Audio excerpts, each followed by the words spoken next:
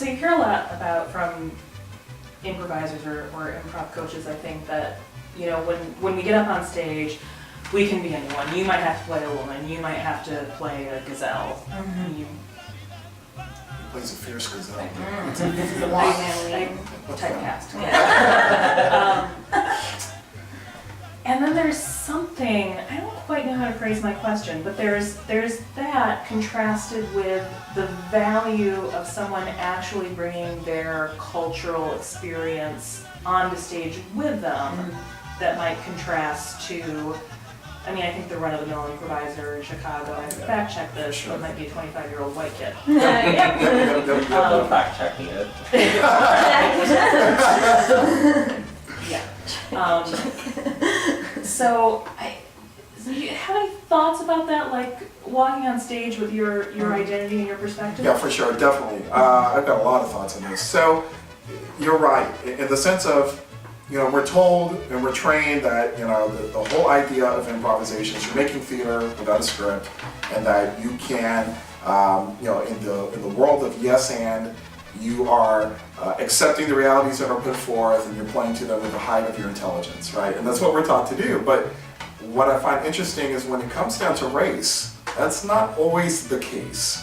What I've experienced personally, anecdotally, is that it's okay as long as whoever is with you is comfortable with talking about race or talking about what it is that you're going to be bringing forth. And as long as you fit within that comfort zone, then they're cool working with you on that level. But when you kind of go far left or far right, depending on how you think about it, the scene work kind of gets weird. Because I think the idea of race, we talk about it, we talk at it, we don't talk about it. We say, oh, you're going to play a 25-year-old black woman. Well, what does that really mean?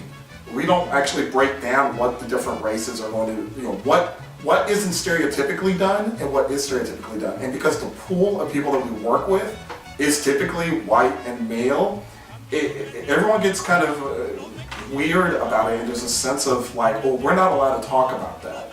We're not allowed to play to that. And when they get the one person or two people who are of color and can do some stuff, then it's almost as if everyone's like, whew, oh, thank you for joining. We didn't want to have to touch that. We can't play that, because if we play it, then we come off stereotypical or racist. You get to play everything else that's, you know, ambiguously ethnic, and we'll let you take care of that, and that's kind of your job to do. And then when you kind of try to play on that level with those people, like you're trying to throw it back at them, you're trying to play above that. Maybe I don't want to play the stereotypical Latino guy. Maybe I want to be, maybe I want to play an Asian man, you know, and maybe I want to go ahead and do that, and I'm going to go ahead and play it. And because I have a sense of comfort with playing different kinds of races and interacting with them, I've traveled all over the world, I've experienced these things, I want to bring them to the stage, but it's not as inviting as it should be, as we're being told as it should be.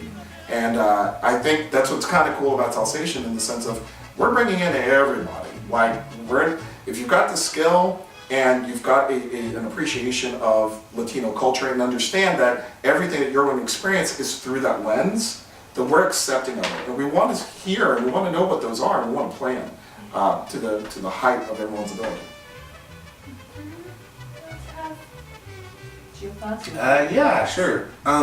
Well, your question reminded me of something that one of my teachers said when I was taking classes at Second City Conservatory, and it was a statement that, you know, if you're a man, don't play a woman on stage, because they're not going to be watching. They're not going to be watching your character. They're going to be watching a man play a woman. And, you know, that was many years ago that I heard this little tidbit from one of my teachers, and I've thought about it, and I'm not sure that I completely agree. And it's sort of similar when it comes to playing someone of a different race or ethnicity or culture.